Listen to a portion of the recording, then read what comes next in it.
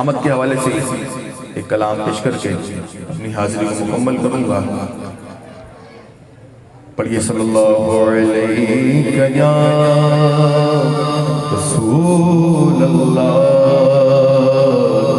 वसल्लम अलैहि या हबीब अल्लाह।